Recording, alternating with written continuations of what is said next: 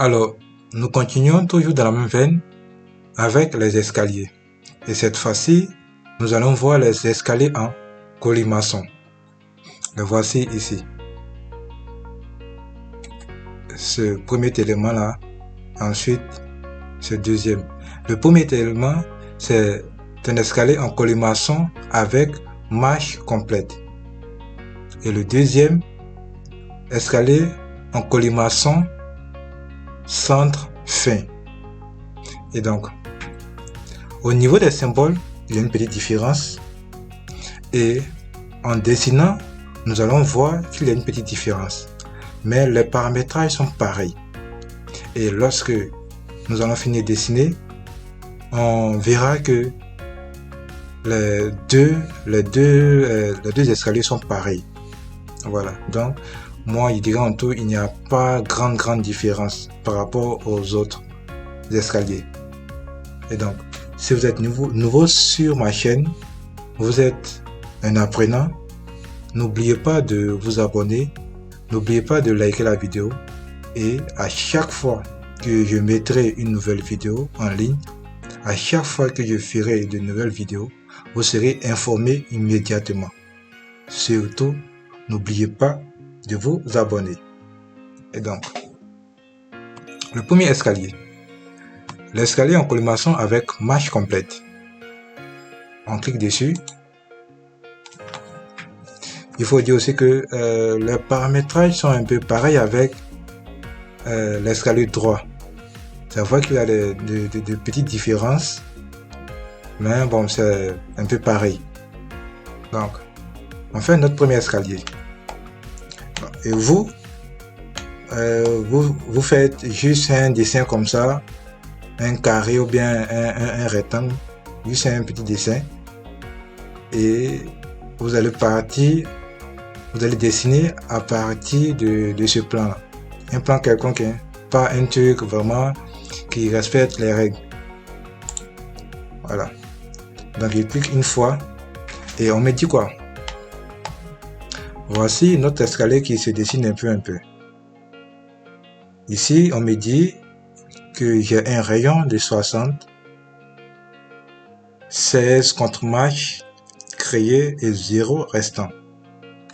Donc, ici, lorsque je définis le centre, directement, je donne la fin. C'est-à-dire, où je vais cliquer une deuxième fois, ça sera directement la fin. Et donc, moi, je vais avoir un escalier qui donne l'impression d'un cercle. Donc, je fais comme ça. Clac. Voilà. J'ai un escalier qui donne l'impression d'un cercle. Dès que j'ai fini de dessiner, je valide.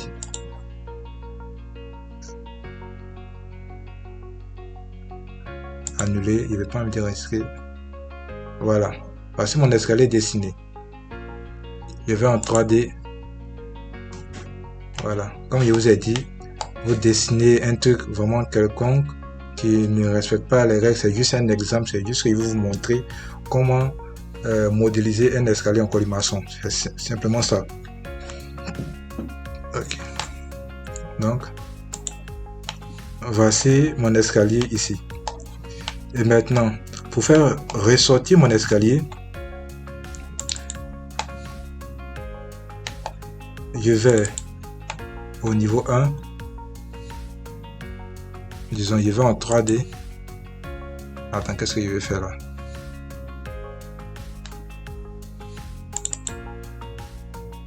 Bon.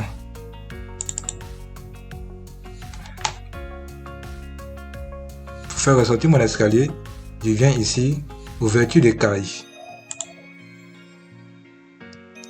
Bon, je veux avoir une ouverture rectangulaire. C'est juste que je veux faire une ouverture au niveau de mon escalier. Donc, je vais dans ouverture de cage, je choisis la forme que je veux. Si vous voulez une forme circulaire ou en losange ou bon, vous choisissez ce que vous voulez, la forme que vous voulez. Mais moi, j'ai choisi de faire une ouverture rectangulaire.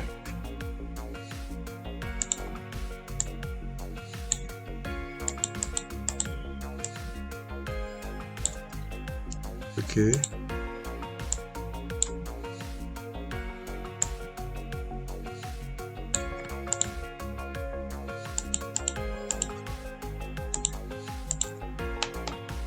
Je finis. Je clique là. Je vais en 3D. Ok. Voici mon ouverture qui est là.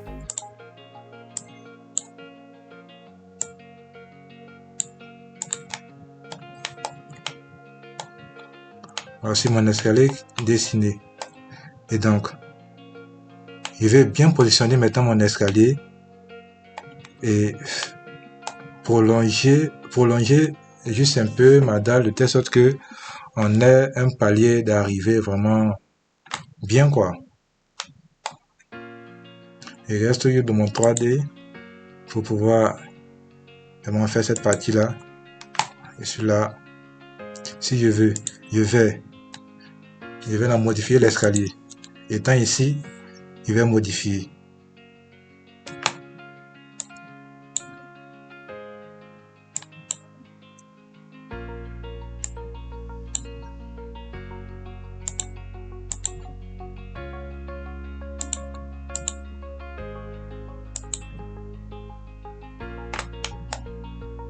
Bon, vu que c'est...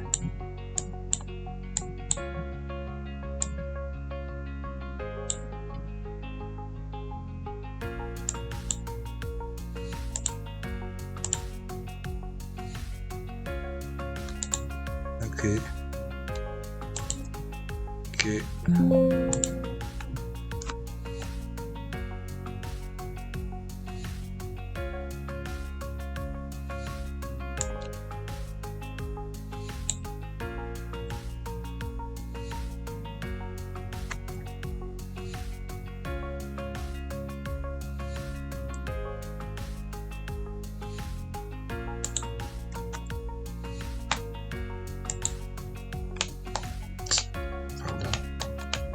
Voilà, voici mon escalier qui est là. Bon, je vais revoir cette partie là. Ok. Il peut rester comme ça. Ok. Voici mon escalier qui est là. Et donc, je vais prolonger cette petite partie de la dalle là jusqu'à mon escalier.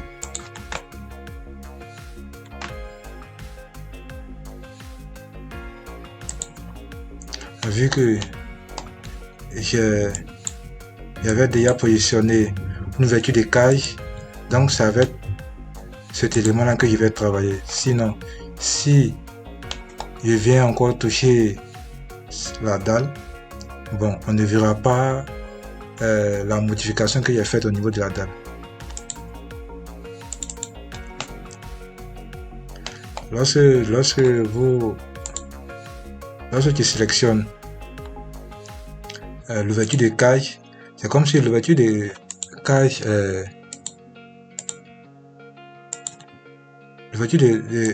domine en fait la dalle. Je ne sais pas si je me fais comprendre, mais les traits de l'ouverture de cage dominent les traits de... ou même domine la dalle. Voilà. Donc, une fois que l'ouverture de cage est là, vous ne verrez pas les portions de la dalle où vous avez mis l'ouverture de cage. Donc, c'est juste l'ouverture de cage que je vais modifier. Et puis voilà, on verra bien comment ça se comporte. Voilà. C'est comme j'ai dit.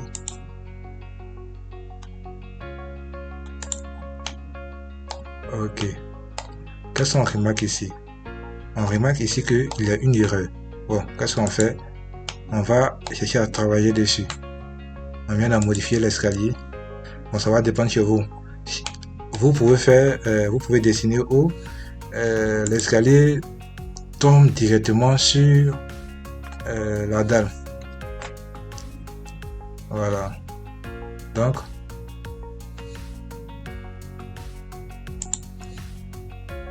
Moi, il se trouve que mon escalier ne va pas directement sur la dalle.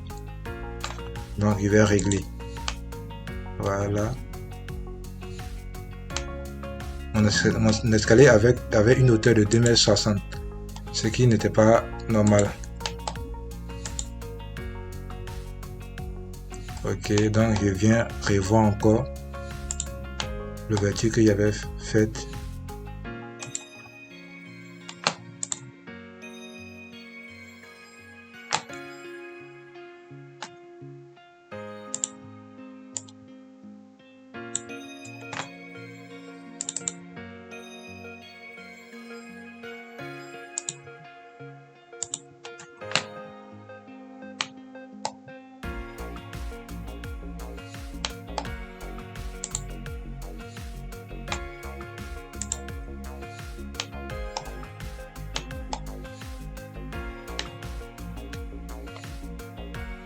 Ah, ok, je vois. D'accord.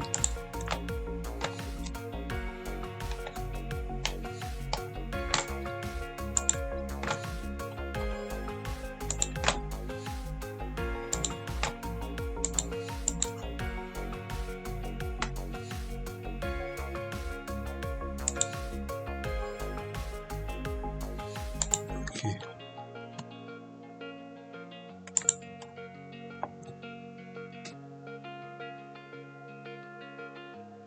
Ok.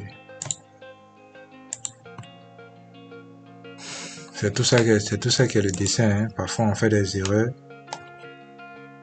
On veut le retoucher jusqu'à ce que ça soit vraiment parfait. Voilà. On a notre escalier qui est dessiné et qui se trouve au niveau qu'on voulait. Ok.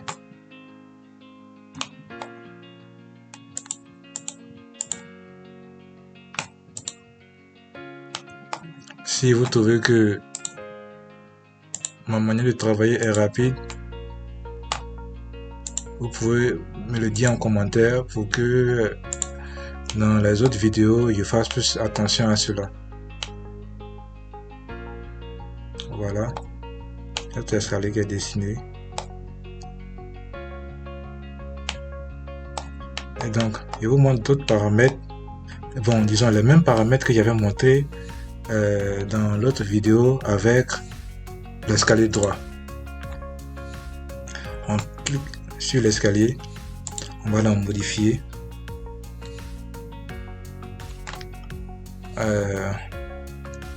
16 contre-marches, vu que la hauteur est 3 mètres avec une hauteur de contre-marche de 0,18. On va changer ça. Bon, c'est changer, ça va venir changer encore les trucs. Bon, ça c'est au niveau des girons. Voilà, au niveau des girons. Ces paramètres ici, cette partie, ce sont les niveaux du dallage, niveau de l'étage. Donc à vous de vraiment voir là. Ok, maintenant ici c'est l'escalier assemblé. Quand on se clique dessus, vous voyez comment ça s'affiche. Je suis sûr que vous avez déjà vu ce genre d'escalier à quelque part, soit sur le net ou bien sur un projet. Voilà. Donc là, si je clique encore dessus, je viens ici.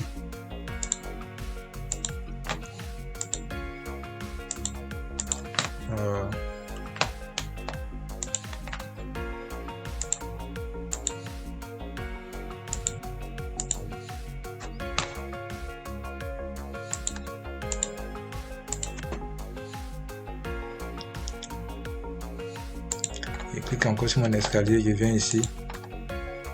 Escalier préfabriqué. Voilà comment ça s'affiche. Donc à vous de voir si vous voulez garder votre escalier préfabriqué ou monobloc. Voilà, on dit monobloc, c'est-à-dire un escalier coulé sur place ou un escalier préfabriqué. ou un escalier assemblé. Bon, c'est à vous de voir. Donc, je reste sur monobloc. Je viens dans modifier. Et je redis encore, le paramétrage est un peu pareil avec l'escalier droit qu'on avait fait au départ. Donc, voici un peu, ce sont la même chose ici. Hein. Pareil, giron, ok, tout. C'est un peu pareil. On vient de modifier le type. J'avais dit dans l'autre vidéo, en tout cas toutes les fois où j'ai modifié ici, vraiment il n'y a pas vu de changement. Donc, si vous voulez vraiment modifier votre escalier, c'est mieux d'aller dans les propriétés. Ici, bon, on avait déjà vu cette partie dans l'autre vidéo. On a déjà vu cette partie dans l'autre vidéo, donc vous référez à l'autre vidéo, tranquille quoi, ça passe.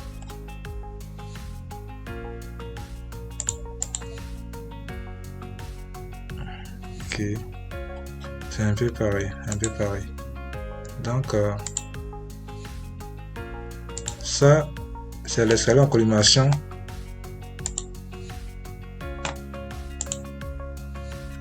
C'est l'escalier, le premier escalier en colimaçon qui est là. Escalier en colimaçon avec marche complète. Ok, on va faire avec l'autre élément. Bon, je clique sur tout l'élément, je vais copier.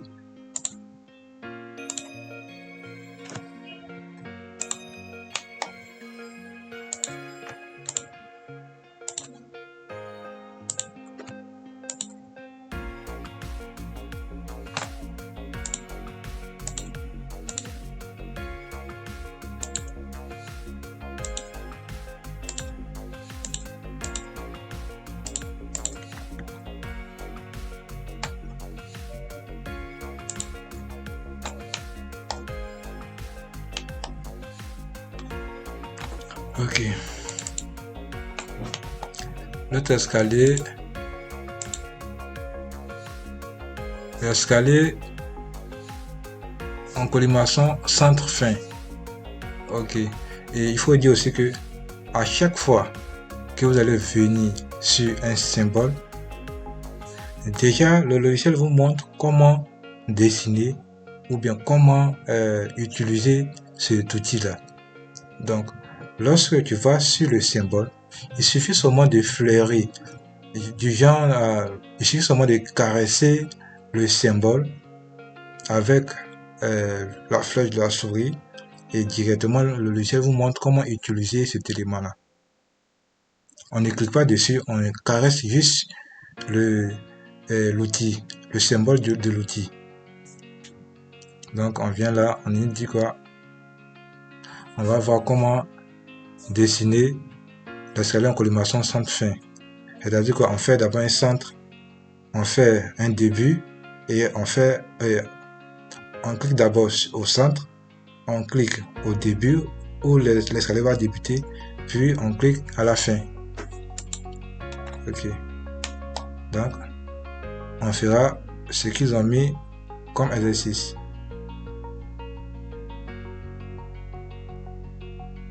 On vient ici, on va venir ici. On clique d'abord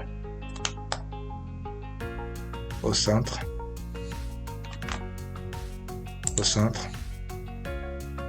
On clique à la fin. Ok, on vient là. Tac. Voici l'escalier que là on finit en valide. Voilà. Une fois que c'est fini, on dépasse juste notre escalier. Ou soit on dépasse juste notre escalier ici. Ok, voici notre escalier qui est là.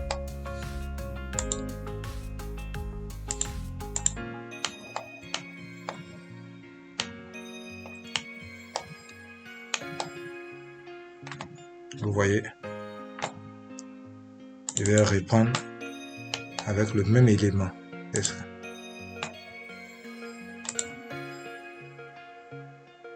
On vient là, on fait le centre, on fait le début. Vous voyez que c'est un peu pareil avec l'autre escalier. L'autre escalier s'affichait en sec, mais c'est juste que ici en dessinant, on donne d'abord le centre, on marque le début où l'escalier commence et on va marquer la fin. J'ai fini.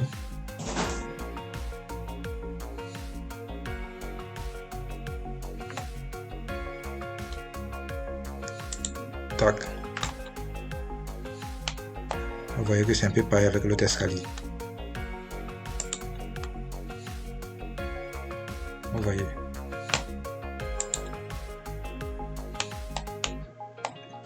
Comme je disais, les deux escaliers en colimaçon se comportent un peu de la même manière. Mais c'est juste que la manière de dessiner diffère un peu. Voilà. Voici le premier escalier qu'on avait dessiné. Je vais modifier un peu. Je vais modifier pour que ça soit comme ça.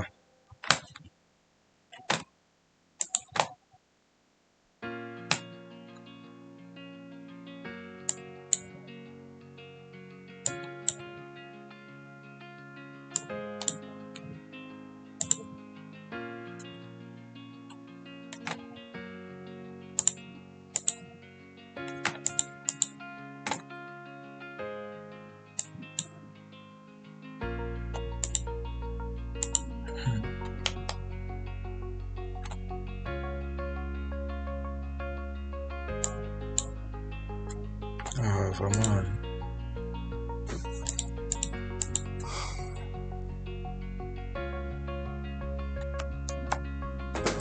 Bon, je supprime et je reprends mon élément.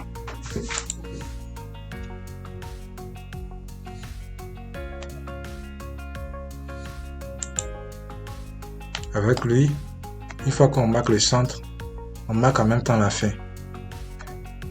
Ça nous donne en même temps l'escalier.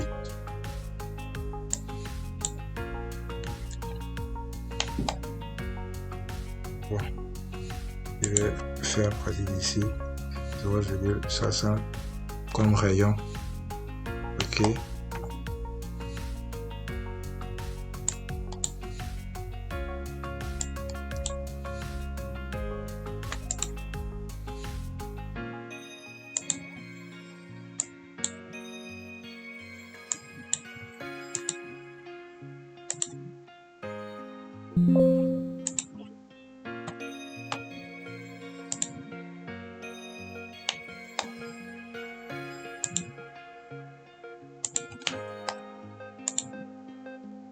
C'est quelle bêtise j'ai fait.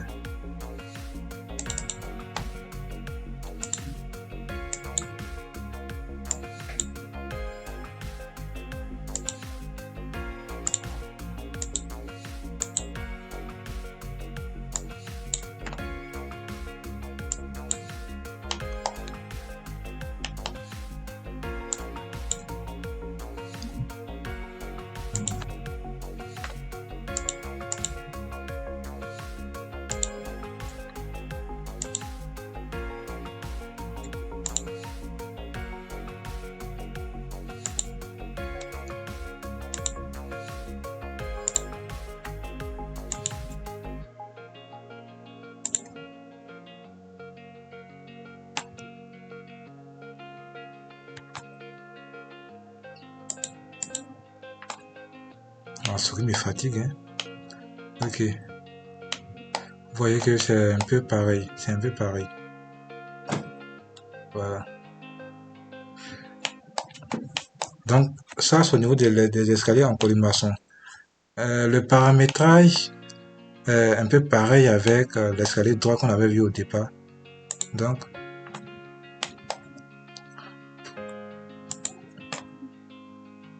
pour vraiment, si vous tombez sur cette vidéo, pour savoir paramétrer, il va falloir que vous référez à la première vidéo qu'il avait faite au niveau des escaliers. Voilà. Vous partez, vous regardez la vidéo complète, tranquille quoi. Vous allez vous en sortir sans problème.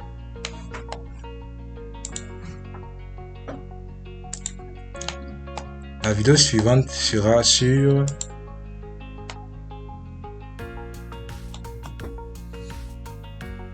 l'escalier car tournant balancé, c'est-à-dire que les escaliers balancés. Voilà. Là, on a deux formes d'escalier balancés. Il y a le car tournant et puis il y a l'escalier en U. Voilà, donc la prochaine vidéo seront dessus. N'oubliez pas de vous abonner. Dès que vous voyez la vidéo, vous vous abonnez. Et lorsque je vais mettre en ligne les nouvelles vidéos, vous serez informé immédiatement. Voilà. Je décide de faire des vidéos pour les apprenants. Et ces personnes qui veulent maîtriser ce logiciel. Donc, pour ceux qui ont déjà de la connaissance, tout ce dont j'ai besoin, c'est de vraiment... ce sont vos critiques par rapport à ce que je fais. Sinon, mon but par rapport aux vidéos, c'est juste d'apprendre à ces personnes-là qui n'ont pas vraiment de connaissances en Revit. Voilà, et merci bien. N'oubliez pas encore de vous abonner.